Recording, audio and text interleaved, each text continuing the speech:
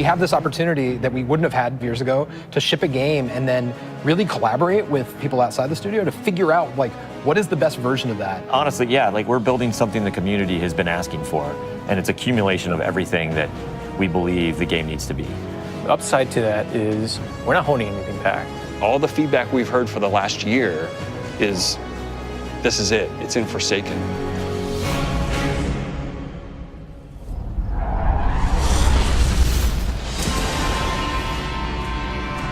We want this release to have a different tone and a different vibe. We sort of just embrace that Western revenge vibe. You're going to a darker place. You're going to take on a different role as a Guardian.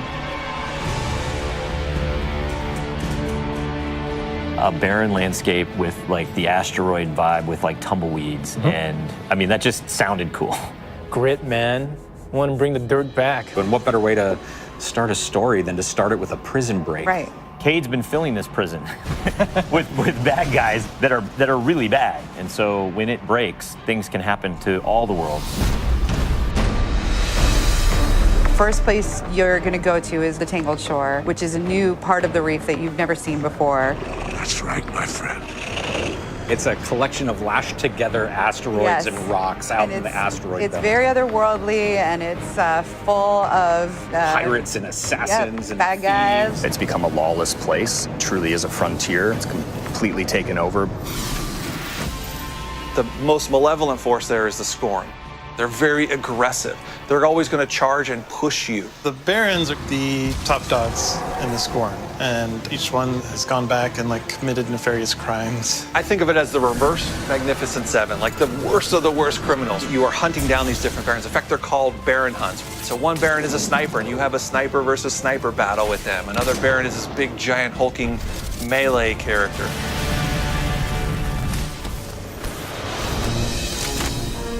One of the things we're most excited about is the new weapon system. Hey, if you like Destiny 2, great, play that way. But if you like Destiny 1, great, play that way. But if you're crazy, why not 3 shotguns, right? Just for the fun of it.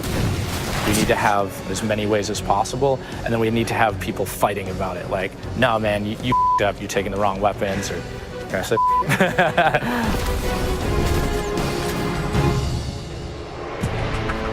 So randomables are coming back. Every single weapon is going to feel different when it drops. And we're improving the mod system, so you can customize your weapon the way you want it. We've got a whole new masterwork style system coming together where you actually are able to kind of move your levels up over time. And so there's investment back on the weapons again.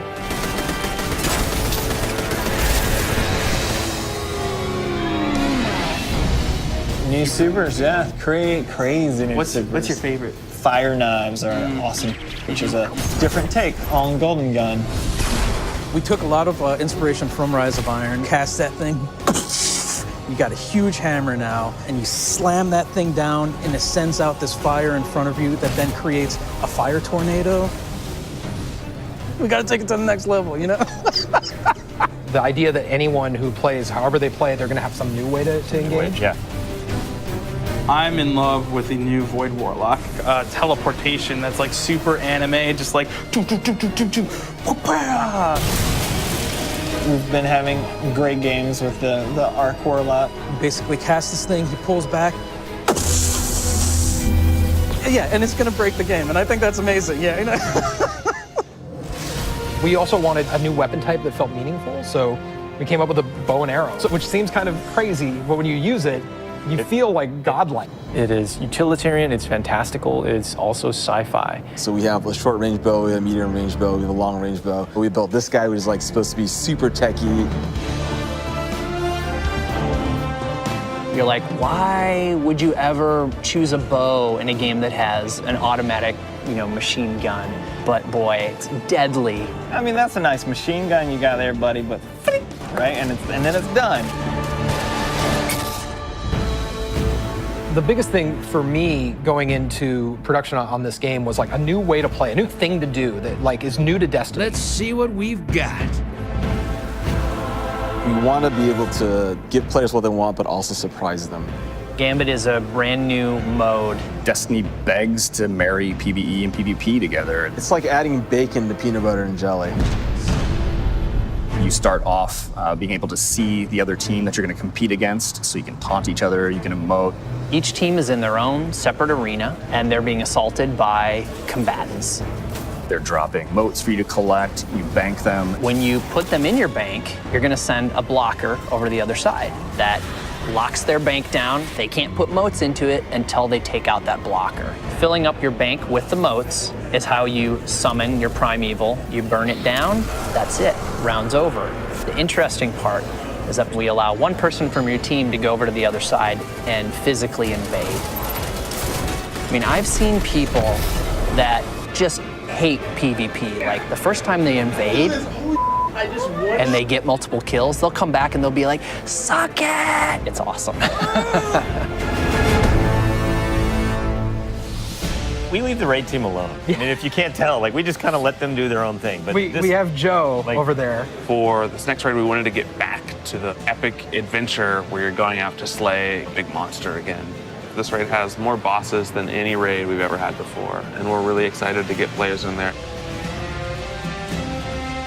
The raid is actually about more than just the raid. It's about the dreaming city, the place that the raid exists. And it's an in-game destination that we've never done before.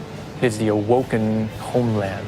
I could talk about the dreaming city for hours. It's like if the Vault of Glass and Dreadnought had a baby. If they were like twins. Or the yeah, that's actually more accurate. Yeah, they're like twins. If, Yeah, like, yeah, yeah. It had twins, Yeah. and then you took those twins and you put them on the doorstep of Peter Jackson, raised them as his own, and then that's the dreaming city. It is magical and weird and mysterious. It's designed to be a destination that has puzzles that you need to solve.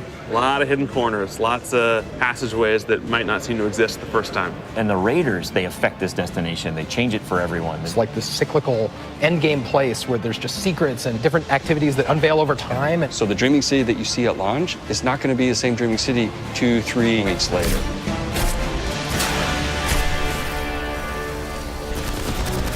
So with every design decision we made for the Forsaken, like the first thing we ask is how will the community react to this? Players want their investment in Destiny to matter, and they want to be able to see that reflected in the content. We knew we wanted to do something for the collectors in our game. So we built a feature called the Collections. It's a way for you to track all the items that you can go out and acquire. There's so much gear in our game. There are 2,000 items you can get. Go get them. You can look at sets and you can say, I haven't filled out this set. What do I have to do to go get it? If I want to find like how many guns in the world, I can actually go look now. We also had a triumphs thing, which is just acknowledging your achievement. It like ties into records, it ties into lore. It's a thing that can help you drive like, hey, I want to do that. And if I do those things, I can get a title. Like I can have a title floating over my name that says that I'm a god or whatever. Not me, like you. We wanted Forsaken to feel like a game that never ends. So we're going to reinforce the hobby and make the experience something that can be played night over night. We're changing the weapon slots. We're changing how the pursuits work. We're adding new features like the collections and the triumphs. We built Gambit. We've got a whole bunch of new weapons to chase, exotics that are really powerful. We have Lisa focusing on some sweet new exotic armor. Maybe we gone overboard, like dialed it too high. Ore to go out there and collect in the world, exotic armor pieces to go out there and hunt.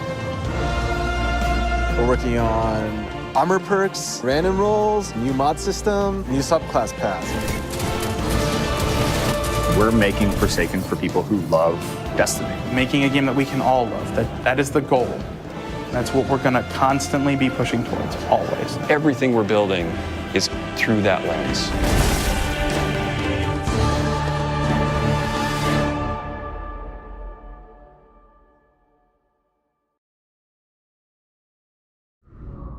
PlayStation